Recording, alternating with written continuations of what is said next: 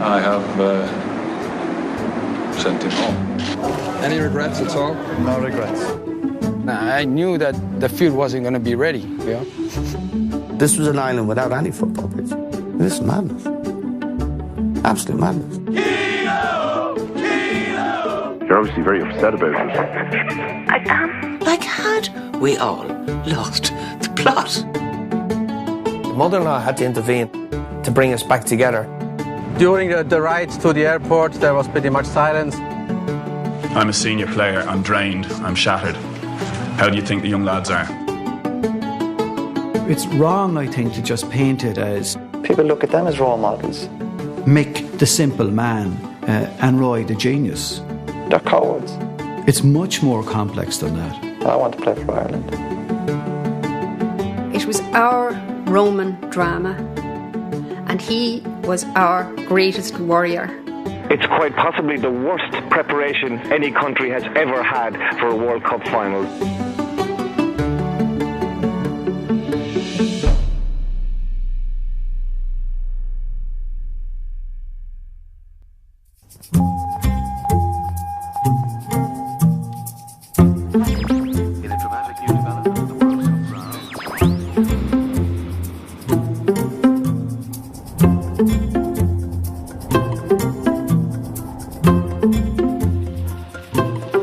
Once upon a time, the Republic of Ireland's football fans were one big happy army. The terraces sang "You'll Never Beat the Irish." Families all over the country watched games from the edges of their seats. Ours was no different. Then came the nightmare of Saipan, May 2002, just before the World Cup in Korea and Japan. But we begin on an ordinary Friday night, long after that story is finished. Over a year after being sent home from the World Cup, Roy Keane has been sorely missed by his struggling Irish team. Hey, Gareth. Well, the wife's brother. Is out because of a couple of yellow cards. I mean, I know people will start saying, what about Roy? Yeah, what about Roy? I would love to see Roy Keane say, yes, I'll come and play for you in this game because you need me. And I think a lot of people who haven't forgiven him for what happened in Japan would forgive him. Not even if he crawled back on his hands and knees. That pup is a traitor and a disgrace to his country.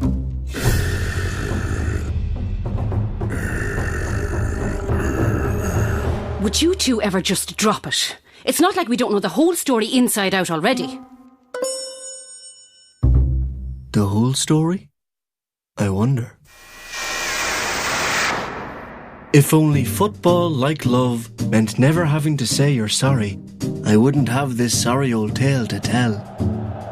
Mick McCarthy, once captain of Ireland himself, had been our manager for 6 years.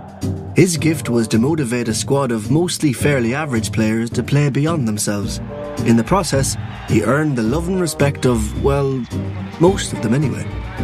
The exception was our captain, Roy Keane, a world-class player and international icon who had won more silverware as captain of Manchester United than the rest of the Irish posse combined. He drove the lads on like a ringmaster with a troop of poodles, always leading by example. Despite their differences, Roy and Mick had brought us unbeaten through 10 qualification games and a couple of crazy playoffs against Iran. But whatever shenanigans had been going on, by the time they left Dublin Airport for the Far East, it seems that relations between Mick and Roy had gotten worse.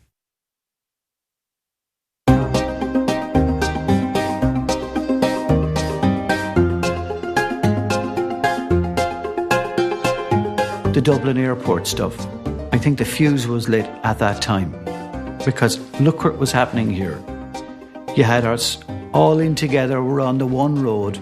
Journalists, FAI people and footballers, all on the same plane.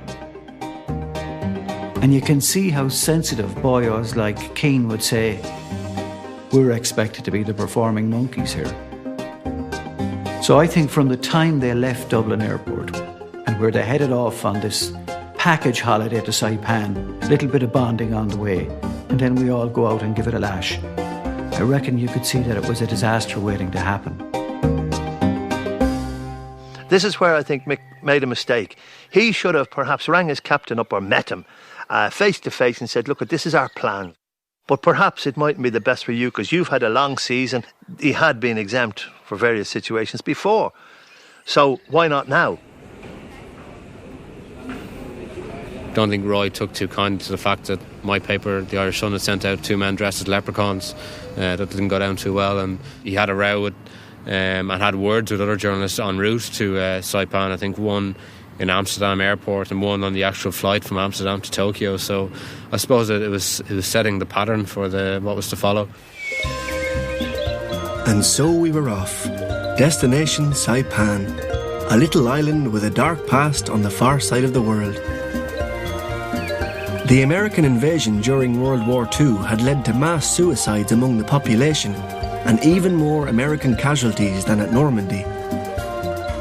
The plan?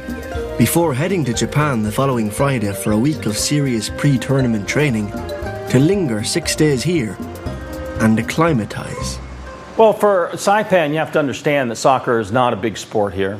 And even though the World Cup is a premier world event, for people on Saipan, it's not that big of a deal. So when Ireland came as a team, there wasn't a whole lot of excitement, to be blunt, to be perfectly honest. They were coming to train here. That's fine. They're tourists. We need tourists. The reason why they came here was obviously because of the proximity to Japan. Similar climate in the summer. They wanted to get these players acclimatized to the heat, to the sun, and have them in the same time zone than the World Cup games would be played. I know I did, and anyone else who was living here at the time, were quite emphatic in advising them against taking too strenuous a training activity because you're going to fry. Nobody in their right mind here goes out and runs around at that time of the morning. Mad dogs and Englishmen go out in the midday sun.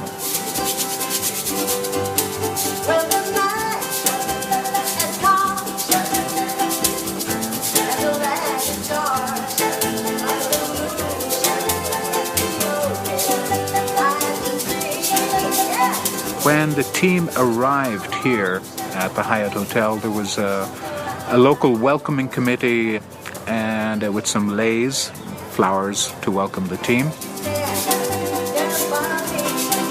What I noticed was that Roy went straight to the room, whereas the other players socialized with them and had some tea in the lobby. At that point, the world was still in order.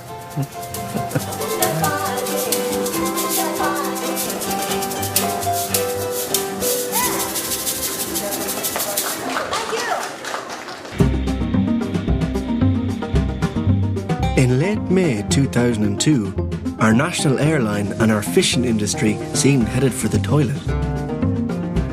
Bertie Ahern was busy trying to form a government. Canada have a hard job to do, and they have to play a very difficult first round match. Further away, India and Pakistan were squaring up over Kashmir in a nuclear sort of way. It's pretty hot for the lads over in Japan. But these things were trivial to those of us looking forward to 6 weeks of footy on the telly. And with the boys in green out in the Far East, the country was in a state of heightened anticipation. If you're 7 up for it, simply spot the ball. How you play it is up to you. But little did we know back home that our heroes had been having logistical issues since landing on Saipan, and that Roy Keane was not his usual carefree self. It wasn't just that they'd landed on the Saturday to find no training gear, no hydration fluids and no footballs. Those, at least, washed ashore on Monday. There was another matter needling the Irish captain which wasn't so easily fixed.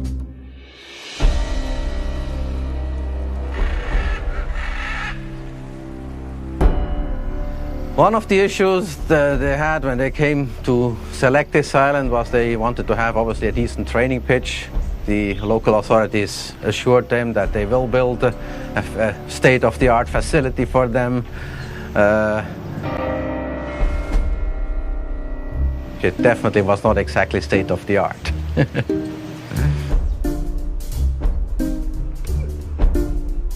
They had dug up this place and dumped a bunch of old cement, concrete, all sorts of stuff in here. I think they were not anticipating on using this area again for sports and stuff. But then the Irish came up and said, we need a field. I knew what they were going to expect, and I knew that the field wasn't going to be ready. When it rains, it made puddles and holes. When it gets dry, it's just solid as a rock.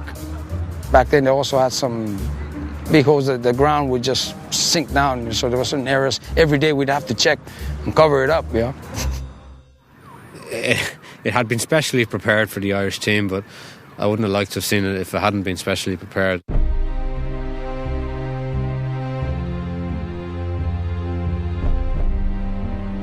On Tuesday, May 21st, the lads head off for training at the Olea Sports Complex, just 10 minutes away along the island's main strip.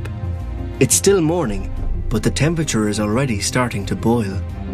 Saipan is not the soccer capital of the world. It's not the soccer capital of the Pacific. It's not even the soccer capital of the Marianas. I mean, we did not even have a real soccer field. Little League Baseball here has more people coming out for a game on a Sunday morning than people showing up to see the Ireland national team getting ready for the World Cup. There was hardly anybody there. There's nobody lining up to get autographs. To be honest, journalists weren't bothering going to training sessions because we didn't expect them to be doing major work, so there wasn't a whole lot of point. I mean, the photographers went. I actually didn't notice much happening on the field until my 11-year-old son came over to me and said, Dad, what's a fucking bollocks?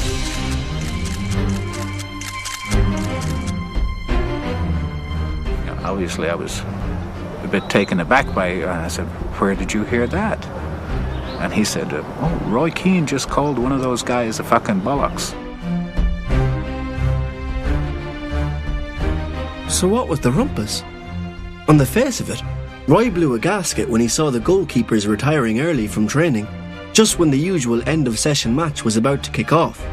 After directing some filthy language at the goalies, he stormed off to fume alone on the team bus. Shortly after getting back to the hotel, Roy went to Mick and told him he'd had enough. Whatever it was that was bugging him, he wanted to go home. Well, welcome back, folks, and have I got news for you. Trust me, Roy Keane is gone. It's a text message from John Doe, who describes himself as a friend of someone in the know. Fair play to you, John Doe. Stephen in Nace says... What's up with Keane? Did someone rattle his cage? He just lost the rag. He'll be grand.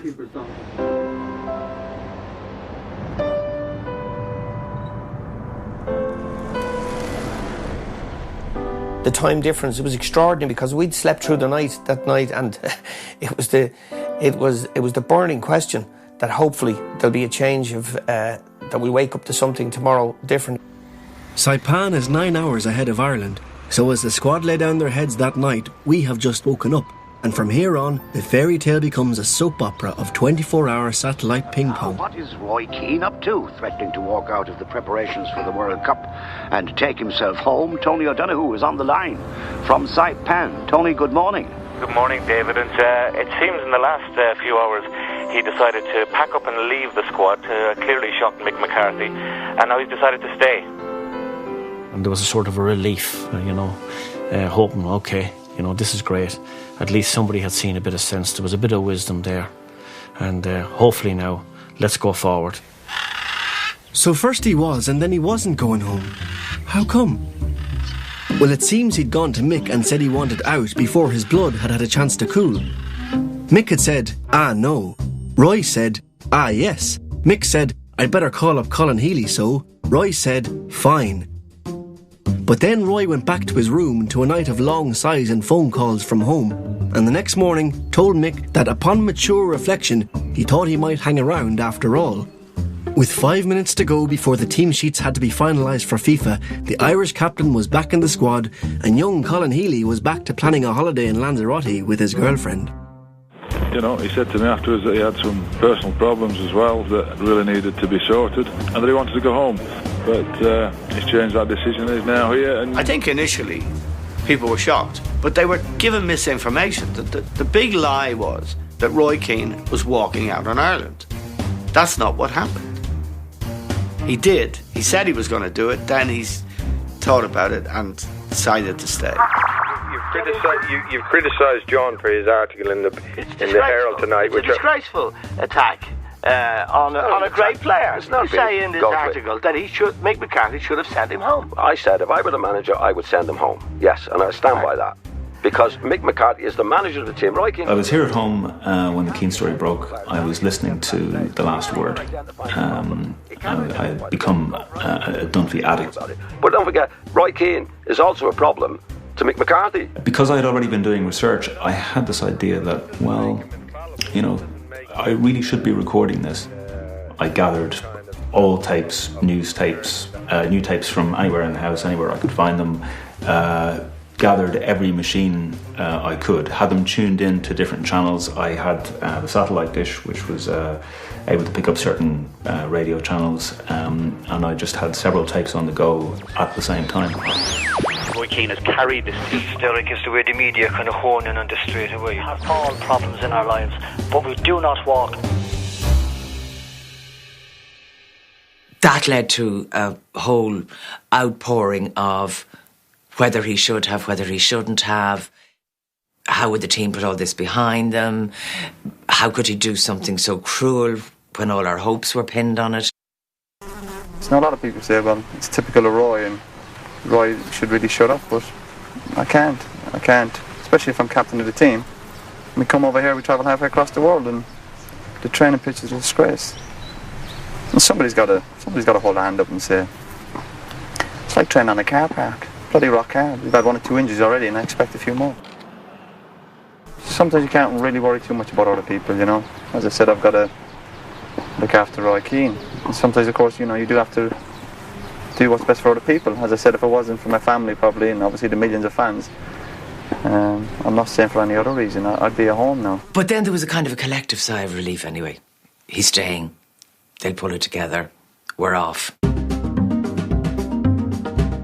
Wednesday's training session went off without any bad language at all, under the hungry gaze of the media. He's training this morning, he's fine, he's in with the lads, they're all gathered round him, they're all together. Maybe these things are sent to try us, and what often happens with the Irish team, we strengthen our resolve and we'll be stronger for it. Amen. Afterwards, most of the lads went off to shoot a few holes on the Greg Norman-designed golf course. On their way out of the hotel, they might have spotted that great cherub of sports writers, Tom Humphreys, loitering innocently in the lobby. While they drove and putted in the heat, Roy coolly spilled the beans to Tom in an interview intended for the Irish Times Saturday edition, but which instantly became too hot to sit on till then, and was published the following morning. Roy was critical of the organisation, critical of the FAI, and he was implicitly critical of McCarthy in that piece. I think Roy was ill-advised to be able to go at that time with it, because it seemed that there was a truce drawn about the whole situation that he was, but then that just lit the whole thing up again. Makes 3 jokes, all mildly at his own expense. When he's talking about suicide cliff, and he talks playfully about throwing himself off. He talks about not being able to lose Alan Kelly as an acquaintance, if not a friend, because he'd have nobody to talk to. And then the third one was the well-known one, where he talks about the day when he becomes a manager. He'd have great facilities, but nobody play for him. So, that ability then to make these jokes, which are mildly at his own expense, suggests that this is a guy who's relaxed. He's got this off his chest. He's looking forward to the tournament. But there are dark clouds gathering on the horizon almost at that very moment.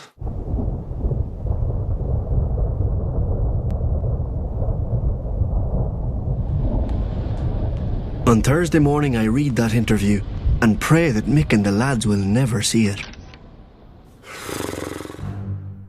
One of the journalists printed off the article, and it was given to Mick. He took it away to peruse it, and I suppose we all know what happened then. That's when the whole thing blew up.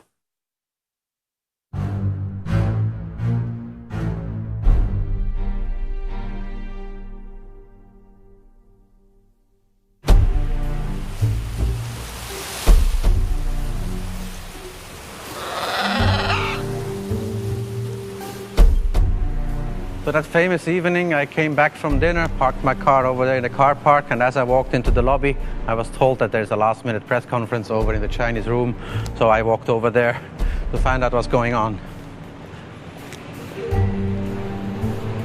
I think I was in my hotel room, and I think it was Paul Kimmage knocked in a few doors to say that there was going to be a press conference.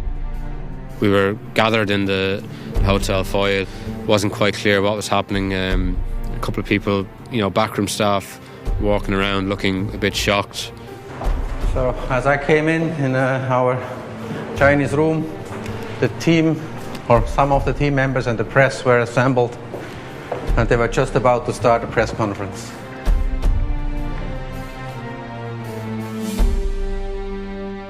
I've called a meeting and asked anybody, certainly Roy, to make his comments. Rationally and logically, and that didn't happen. I'm afraid that turned into a bit of a slangy match, and I'm afraid I will not tolerate not being spoken to like that, but the level of abuse that was thrown at me. So I have sent him home.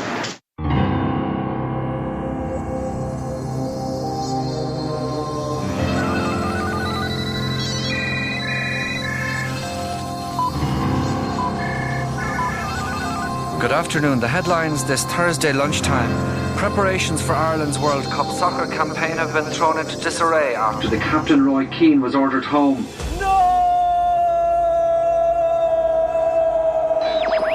If we don't get a good result in this World Cup, it will look like the trailer for The Godfather Part 4. There will be blood everywhere. I couldn't believe what I was hearing. I think it's an act of monumental folly on the part of the manager. The same with Roy. He wants to prepare for this major competition. It could be his last. He wants to go on a high. I blame nobody, only the FAI, the management and the John Giles media. Welcome back. You're listening to the News at 1 on one of those days when the back page becomes the front page, when the world of sport produces the big and news. bursts into tears.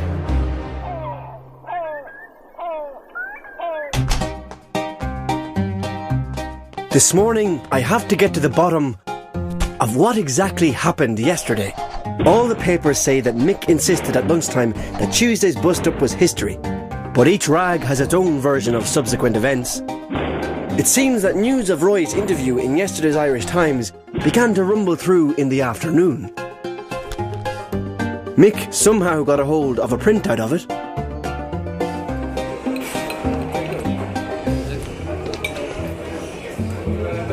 OK, Roy, you're having trouble with setup. Would you like to get anything off your chest? Like what you told Irish Times? No, Mick. I already told you Tuesday. Oh, yeah, right, you did and all, yeah. But you never said you were going running to papers. Won't you tell lads about Dickie Nee, eh? Why you couldn't play second match against the Iranians? Because you had to give it good sunbathing. How fucking dare you accuse me of that, you bollocks? You were useless as a player, and now you're useless as a manager. You fucking wanker. Ugh. The only reason I have any dealings with you is that somehow you're the manager of my country. You're not even Irish, you English cunt. You can stick your World Cup up your bollocks. Pack your flaming bags, son. You're going home.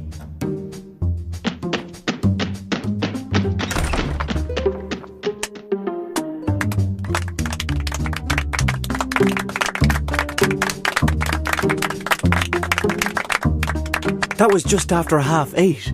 Mick called a press conference for 9 o'clock. I have sent him home.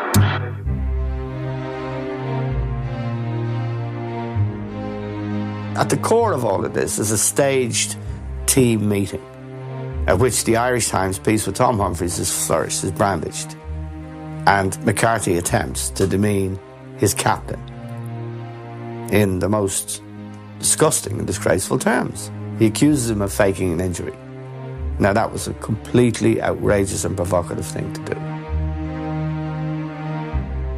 I just thought it was very ill-advised. Now, when I say ill-advised, like I felt heartbroken, like I felt like ringing up and saying, what are you at? And I remember reading an account of what Roy was supposed to have said, and I do remember laughing and thinking, not a chance after this.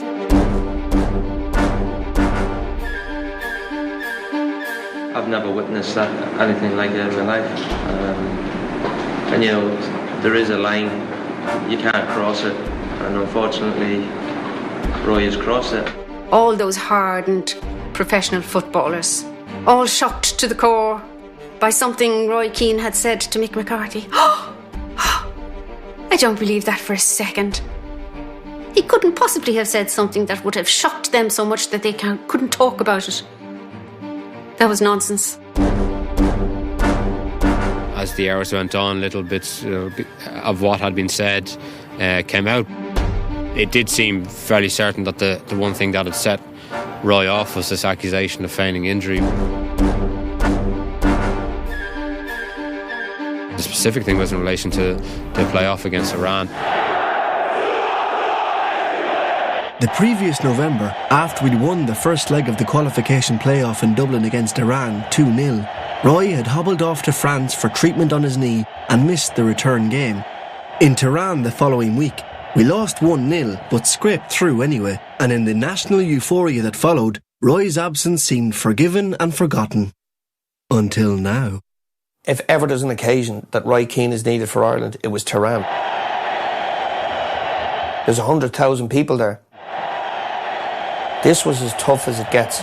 And Roy Keane was due to go to Iran, but he subsequently again played for Manchester United the following weekend. He actually hadn't played for Manchester United for a couple of weeks previous because of injuries, and he was given special leave by Manchester United to play on the home leg. So he just was not fit to travel. And for Mick McCarthy to say to Roy Keane, you know, you were faking injury, you know, it was like a red rag to a bull, because the man, I would say, would go on crutches onto the field for Ireland. Roy missed a lot of friendlies. There's some incredible statistic that I think his last away friendly was in the early to mid-90s, you know. There was this sort of general charade around every friendly that, you know, Roy couldn't do it because he had an injury, and then he played for his club the following week. In the early hours of the Friday morning, just 8 days before our opening match, all the occupants of the 7th floor of the south wing of the Saipan Hyatt left quietly for the airport, bar one. He would be making the lonely trek back to Manchester later that day. Around lunchtime, he called down to the front office manager and asked to get his bill, wanted to settle his bill, and asked for transportation to the airport. And he also mentioned that he would face the press on the way out.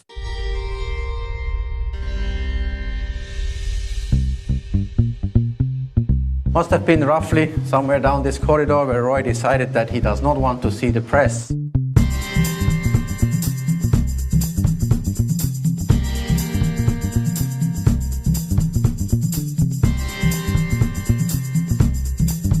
So we're getting off on the 2nd floor here, remembering that down on the 1st floor all the press was waiting for Roy to come down. Oh, this is where we smuggled him over across without the press knowing.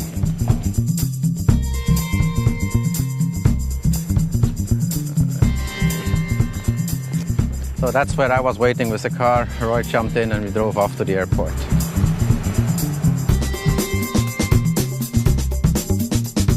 So as the front office manager sees me drive away with Roy in this car, he grabs the waiting limousine with Roy's luggage in the trunk and follows us.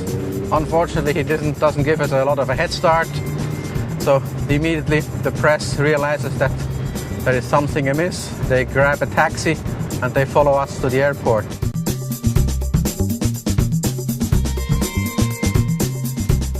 During the rides to the airport, there was pretty much silence, and then once we approached the airport, he thanked me for all the help. He was very courteous, but there was no other discussion. The press was waiting out here. I went to open the door for Roy. But before he could check in, Roy was snared by BBC Northern Ireland's Stephen Watson. Can you give us any insight into what happened last night? No. Can you even tell us how you're feeling at the moment? Feel very good. Clear conscience. And I'm happy to be going home. Happy to go and see my family. Any regrets at all? No regrets. Not even about playing in the World Cup? There's more important things to worry about. So what's your plans from here? Get my flight. The image of Roy Keane with such a straight back and a steady gaze, what sprung to my mind looking at him was Coriolanus, and I thought, here is Ireland's Coriolanus. Proud, proud Roy Keane. He had booked a flight from Saipan to Guam, from Guam to Hong Kong, and then back to the UK. The press didn't know that. They were all assuming that he was on the Tokyo flight. The press obviously boarded the Tokyo flight even before Roy made it onto the Continental flight, and they only found out once the plane took off that there was no Roy on the plane. So that was quite amusing.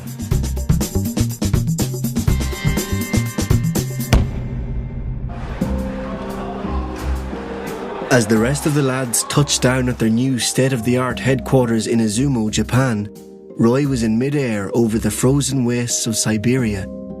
And here at home, the story was top of our leader's agenda. There's a huge public interest in this, and it would be just great if it can be reconciled. I do not know if it can or not. We got more contact on this of people's hurt and rage and anger and sadness and mourning than we did following 9/11.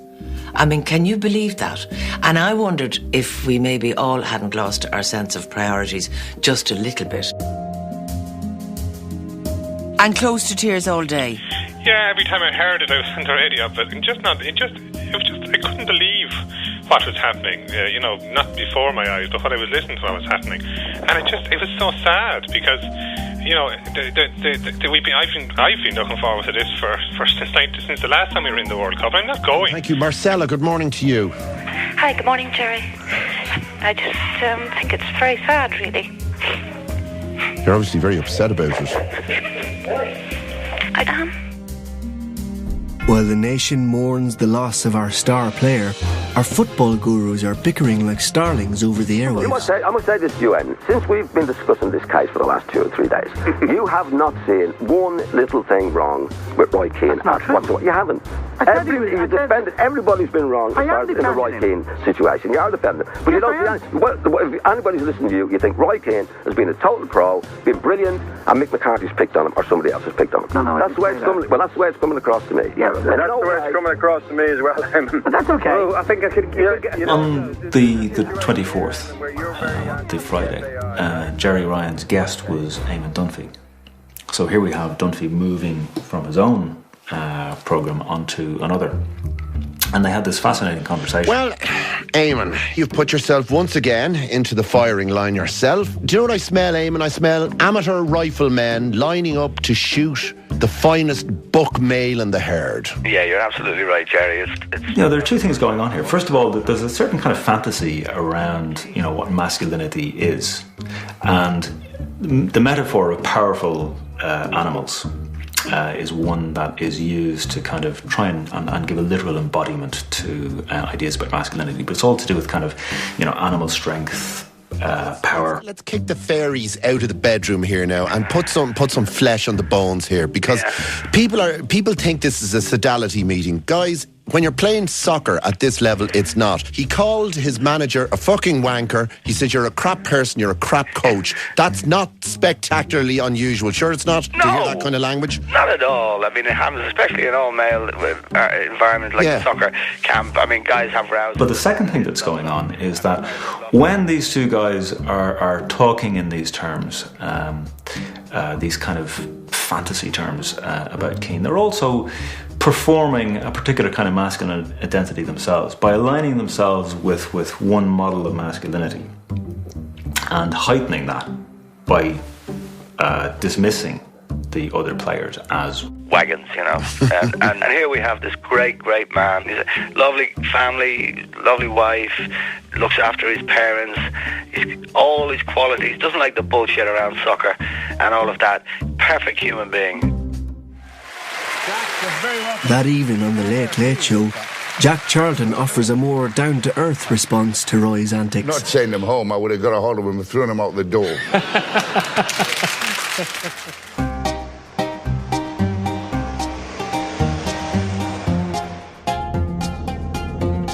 What does that spell? Coat, maybe? And that? I'd say bananas. So, Roy Keane called Mick McCarthy an English coat and told him to stick the World Cup up his bananas. At this point, there is only the one topic of conversation in Ireland, and the nation has gone bananas. Dawn to dusk media saturation all week has ensured that people of all hues up and down the country have been moved to public displays of support or disgust. What do you do if the manager is a muppet? Like, this man is a social parasite. He is an ambassador for the Irish. That guy's a bollock, and if I could stick a dagger through why did Roy Keane have to make such an absolute song and dance about something that they were leaving? Why didn't he just wait till the whole situation calmed down? I think that as it developed throughout the week, it became about much more than football. It became about character and responsibilities and loyalty, and treason was used. I will be supporting Cameroon on Saturday morning, and I hope they kick the living daylights out of the Irish team. Charlie. Rows were happening in families about where blame should be assigned. I mean, there were people within families who disagreed so much that they wouldn't talk to one another. In my particular instance, I had the brother-in-law who was the opposite, totally opposite view to me in relation to and it caused major problem. I think the mother-in-law had to intervene to bring us back together. That's how strong I feel about it, Mariam. And then I hope Germany annihilate. Not alone did it split the whole country down the centre, but I have a very good friend of mine, and for example, he went into the anti-Roy camp, and of course I stayed firmly in the Roy camp, and for the first time in over 30 years we fell out over this. We had a couple of heated arguments, and we went our separate ways, and we didn't speak to each other for nearly 2.5 months.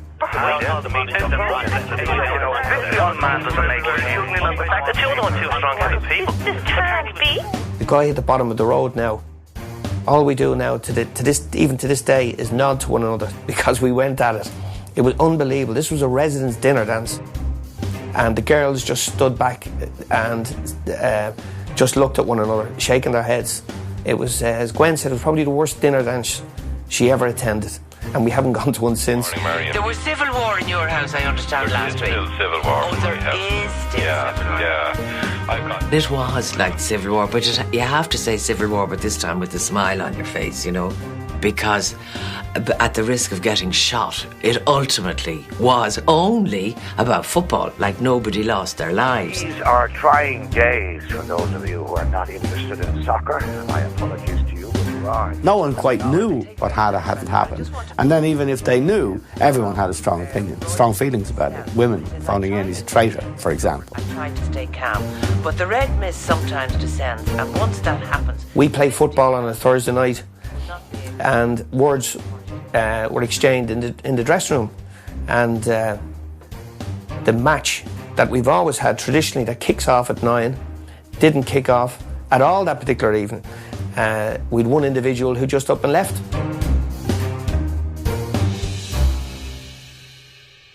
The disgraced Ireland football captain Roy Keane is back at his home in Cheshire this evening. Keane was thrown out of the squad after a row with the team manager Mick McCarthy. I remember after he came home and he went into the house and the gate shut, we were all waiting there wondering what's going to happen next. And to my dying day, I'll never forget when he strode out with the dog.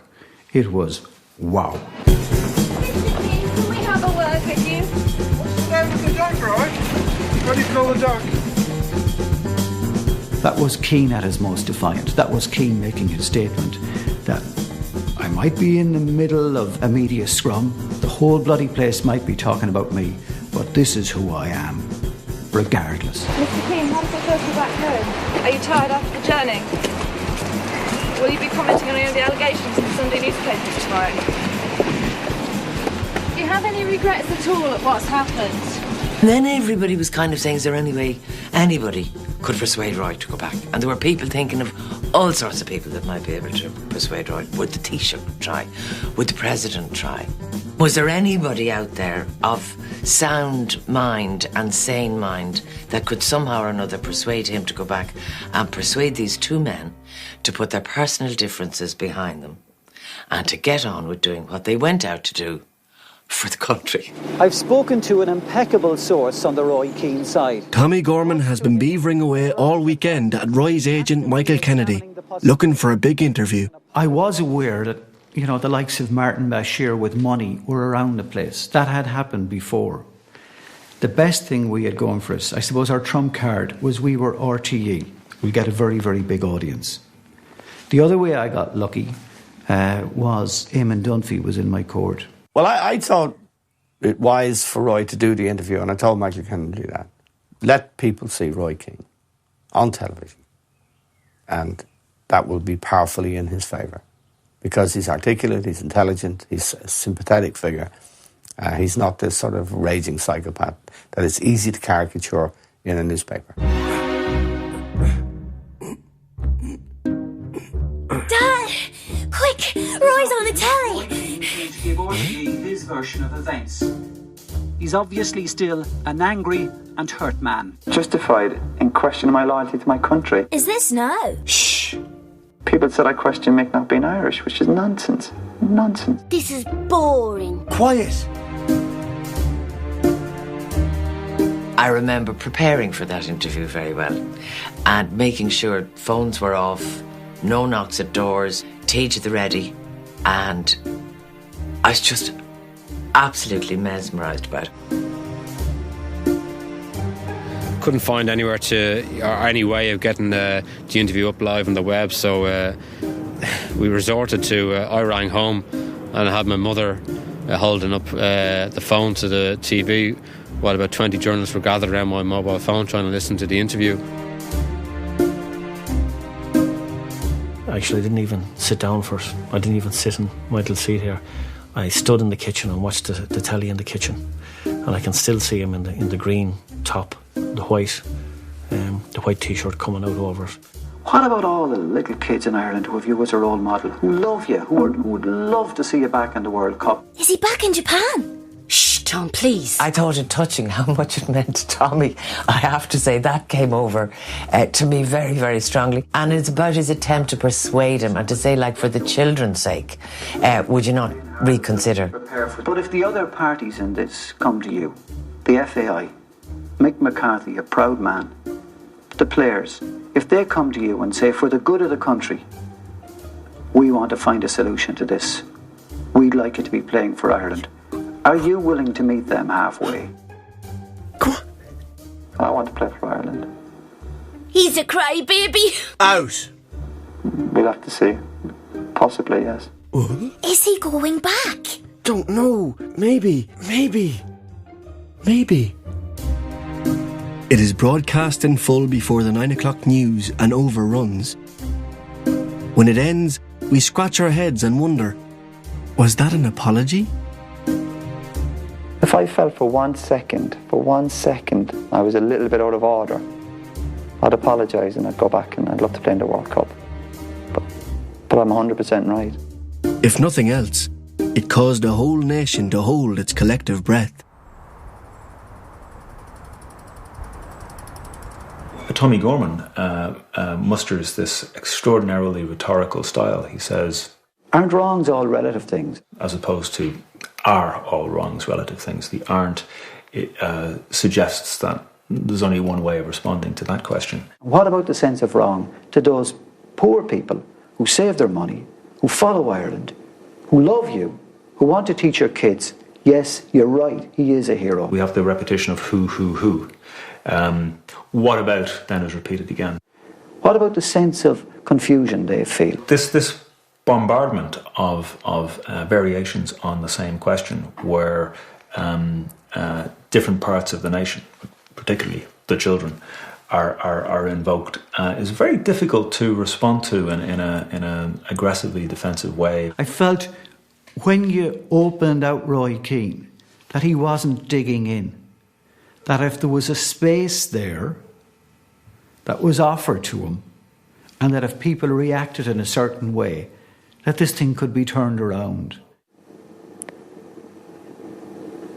No, we'll see. It's hurting you, this. Oh, of course it's hurting me. Dead right it is.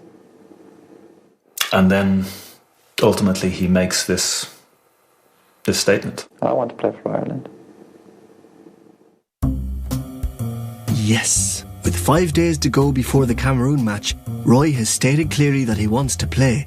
Surely now, enough said.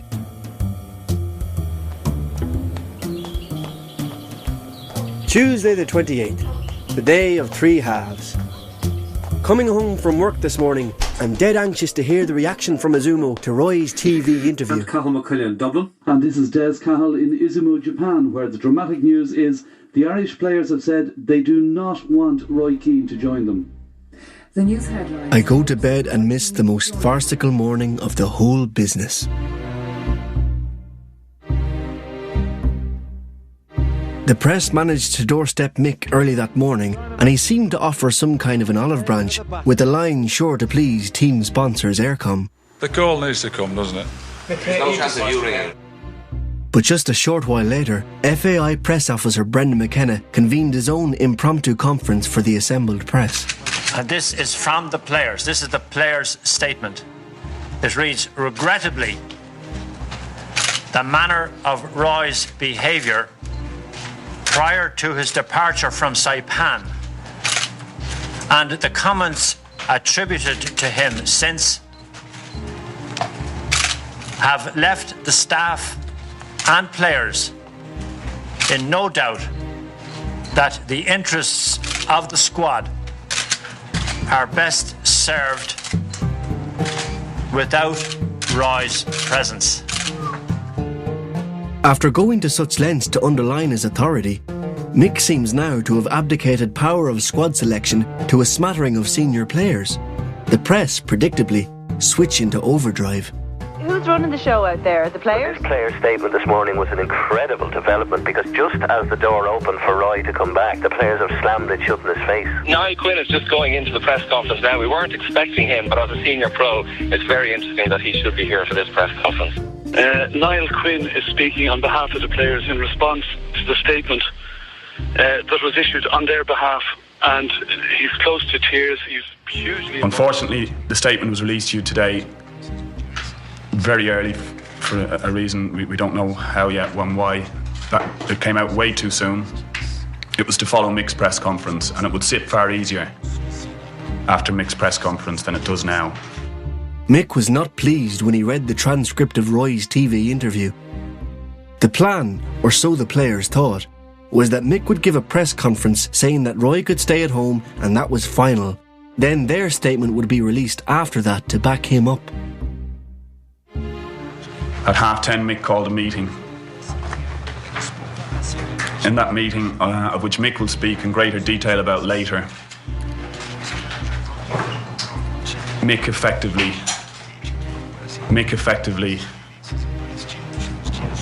ended any chance of Roy Keane appearing at the World Cup finals. He left the meeting and asked us to have a chat among ourselves and see how we felt about it. And we were left with no alternative. All 22 of us voted unanimously to back him. Asked if Mick had given them a Roy or me ultimatum, he replied, I think it's really up to Mick to give you the exact details, but you wouldn't be too far away. He took to the stage, and Niall Quinn had said earlier that effectively it was Mick McCarthy who would rule Roy Keane out of the World Cup. In other words, the players made their decision because they had to back the manager. It was either the manager or Roy Keane. Mick McCarthy said otherwise. He said there was no ultimatum, there was no coercion, there was no recommendation. And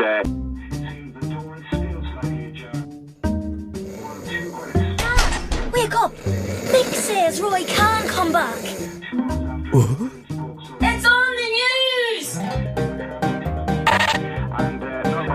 if Roy Keane were still to apologise and the apology came through the proper channels, he would put that to the players. And if they were to reverse their decision, well, he would back them. An apology, Tommy! He says he'll accept an apology. An apology! Have you heard? What? Looks like the main man is poised to re-enter the fray. Who? Your man. What's his name? Keane. What? He's going to apologise? Let's just say his solicitor is wording an apology about now. Nonsense. That thug doesn't know the meaning of the word apology. Right. Who's coming with me for ice cream? Me! I'll pass. Yes! Cork remained faithful to its favourite son throughout all the fuss. On the evening of Tuesday, May 28th, a reinstate Roy procession about 1,500 strong protested its support through the city's main streets. At the same time in Dublin, yet another crowd was gathering in Merrion Square. There was an announcement made that there would be a protest outside the FAI headquarters that evening.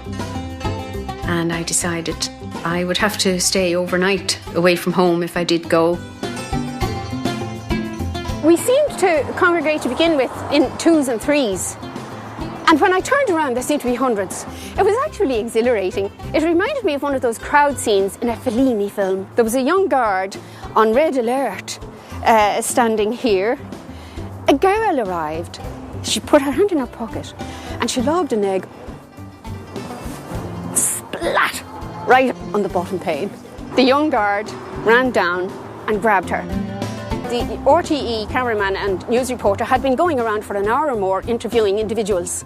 It's just unbelievable. I mean, we're down here for Roy Keane to be gone.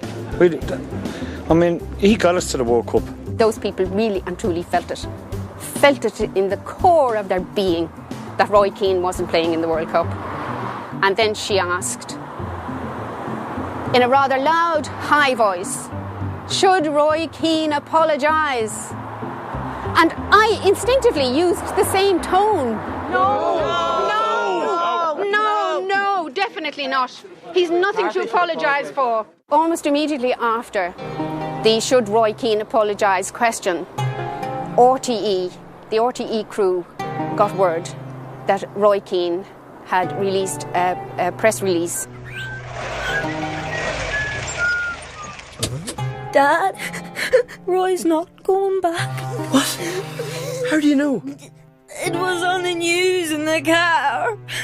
Oh, God. I thought he was going to say sorry. It's okay. Everything went silent. It was useless. No good protesting any longer. No good saying anything. People just went silent, totally silent. And people dispersed very quietly. People were broken-hearted. No hope left. World Cup without Roy Keane, our greatest footballer.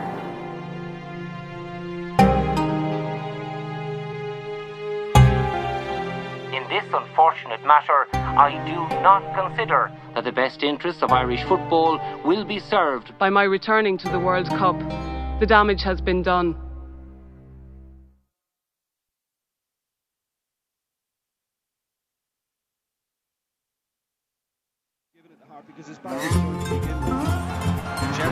The World Cup, as it turned out, was fairly successful in a predictably Irish sort of way.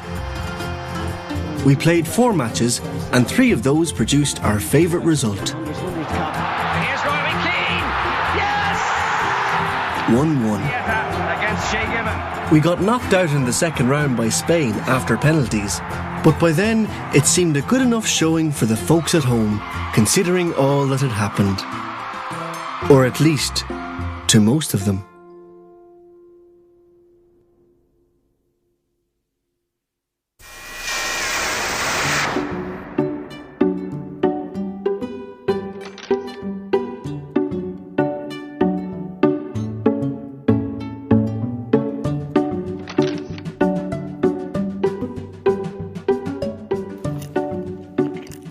Everything okay, son?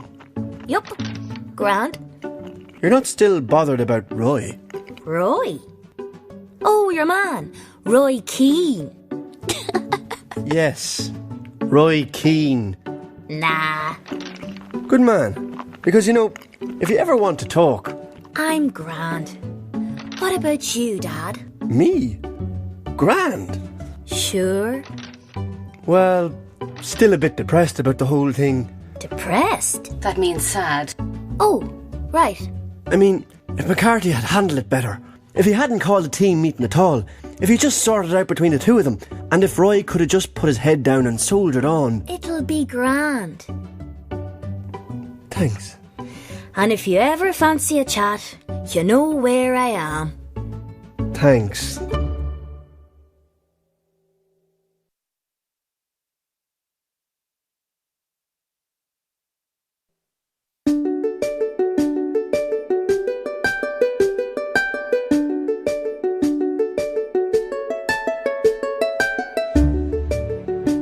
Roy Keane did not betray his country.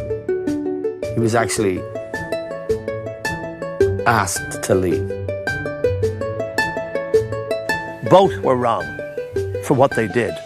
Mick McCarthy for allowing it to get to the stage it did get to, and Roy Keane for making the decision he did ultimately make. I think Mick McCarthy's management skills possibly robbed us of the chance of maybe even going to the World Cup semi-finals.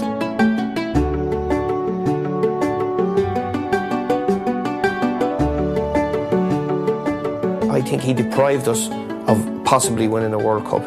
I really felt that he could have been the difference, and he deprived us, as all of us who love the game, of that opportunity. Listen, we have to be able to laugh at the end of the day. I mean, we have to get a sense of proportion. All these years are long. We have to put it in some kind of proportion. By the time Ireland exited the World Cup, I stayed out there for another 9 days, went to an island just to try and unwind, because I knew when I came home I was going to have to deal with questions to beat the band about Saipan. I was just trying to delay that as long as possible.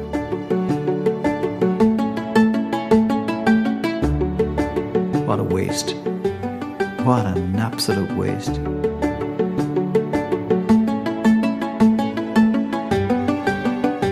Soccer is now on the map for cycling.